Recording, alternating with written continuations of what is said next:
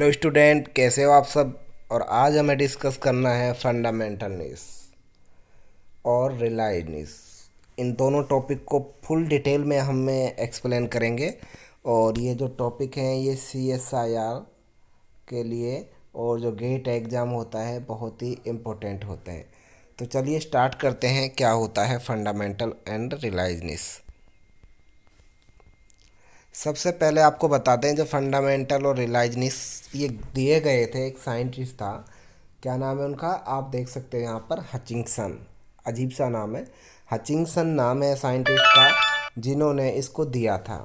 दूसरी बात, फंडामेंटल और रिलायजनिस क्या होता है, अगर हम बात करते हैं कि environmental position that species refer to environmental position that species occupying in ecosystem. ये कह रहे हैं कि इन्वायरमेंट की वो पोजीशन जो कोई स्पीसीज इकोसिस्टम के अंदर उस ऑक्यूपाई करता है, रखता है, मतलब ठीक है कि इस कोई स्पीसीज इन्वायरमेंट की किस पोजीशन में रहता है उसको हम बोलते हैं निस। ठीक है। अब सवाल ये है कि निस जो है दो तरह के होते हैं, पहला आपको यहाँ पर देख सकते हैं, दूसरा यहाँ रिलायनिस क्या होता है। देखो सबसे पहले ये जो फिजिकल फैक्टर होते हैं, जो फंडामेंटल निस है, एक बहुत बड़ा लार्ज थियोटिकल एरिया होता है। थियोटिकल इनहिबिटेड एरिया या हाइपर वॉल्यूम कह सकते हैं या मल्टी डायमेंशनल भी कह सकते हो आप इसको।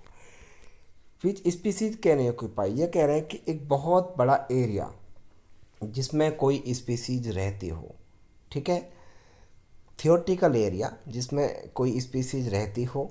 The full range of environment variable and resource that a species can possibly tolerate and use its free from any sort of interference from the other species also called pre-competitive। देखो इन्होंने कहा है कि फंडामेंटल निस वो निस होता है, एक बहुत बड़ा एरिया जिसमें बिल्कुल कोई भी स्पीसीज फ्री रहे किसी भी इंटरफेरेंस से, उसको प्रीडेशन का कोई गम ना हो या फिर प्री कंपटीशन का कोई टेंशन ना हो, तो बिल्कुल फ्री रहता हो कोई स्पीसीज एक बहुत बड़े एरिया में, without any resource problem, food problem, water problem, competition problem. और ये इन सब चीज़ों के बिना मतलब टेंशन के बिना रहता हो कोई भी स्पीसीज वहाँ पर, तो उसको हम बोलते हैं फंडामेंटल निस।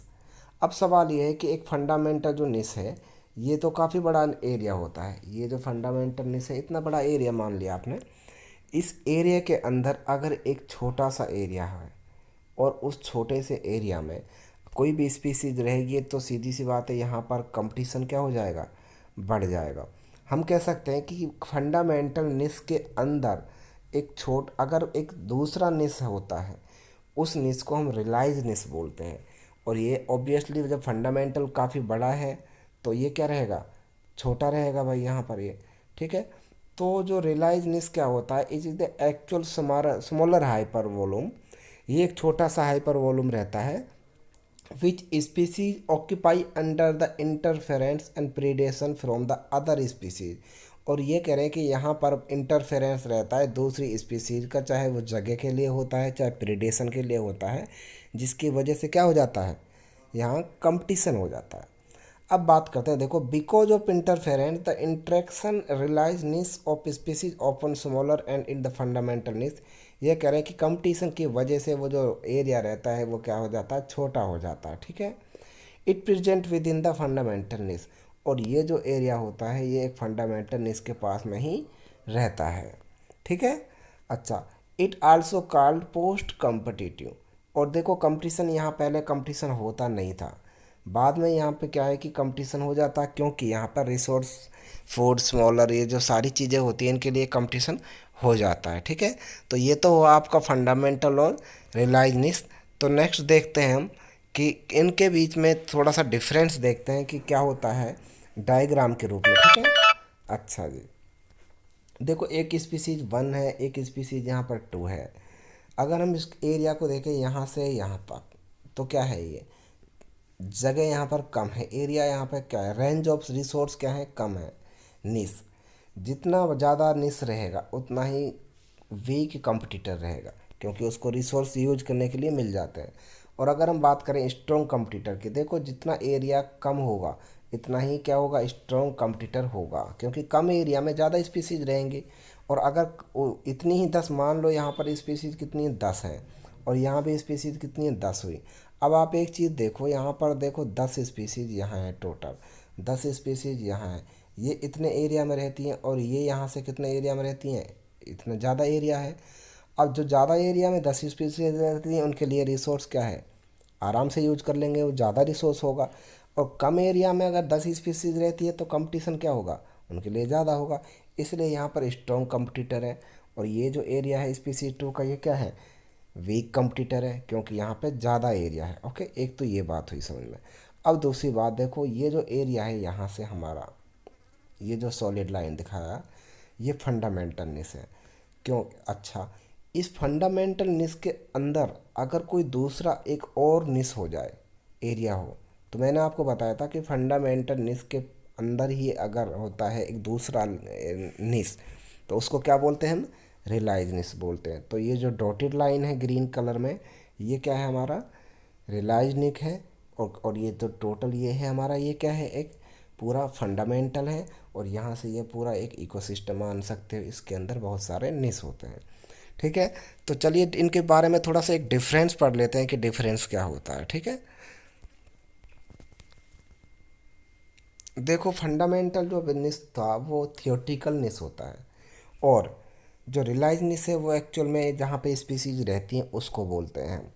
अगर हम बात करें फंडामेंटल निस की, तो फंडामेंटल निस जो रहता है वो लार्ज इन साइज रहता है, और जो रिलाइज निस क्या रहता है, स्मॉल इन साइज रहता है।